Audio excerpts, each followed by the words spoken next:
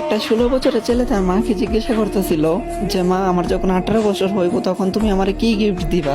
তখন তার মা মিষ্টি কণ্ঠে বলতেছিল, বাবা তোমার যখন 18 বছর বয়স হইব তখন তুমি চাই আলমারি খুইলো, ওইখানে তোমার গিফট রাখা থাকবো।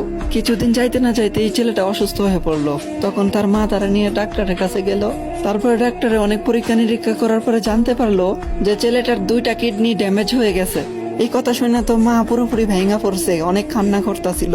তারপরে এমনি এমনি 2 বছর কাইটা গেল। 2 বছর পরে যখন ছেলেটা পুরোপুরি ভাবে সুস্থ হয়েছে তখন বাড়িতে যখন ফিরে আসলো তখন ছেলেটা জানতে পারলো যে তার মা আর বেঁচে নাই। তার মা তারা চাইরা অনেক আগে চলে গেছে। তখন ছেলেটা অনেক কান্না করতেছিল, আর কান্না করতে করতে তখন মনে পড়লো যে আলমারির কথা।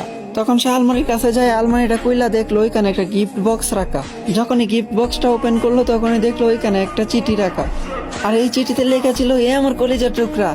আরে ওই আমার কলিজার টুকরা, তুমি যখন অসুস্থ হয়েছিলা তখন আমি তোমার ডাক্তারের কাছে নিয়ে গেছিলাম। তখন ডাক্তারে বলতেছিল যে তোমার নাকি 2টা কিডনি ড্যামেজ হয়ে গেছিল, তুমি নাকি আর বেশি দিন দুনিয়ার আলো দেখতে পারবা না। তখন আমি এই সিদ্ধান্তটা নিছি যে আমার 2টা কিডনি আমি তোমার দিয়ে দিমু।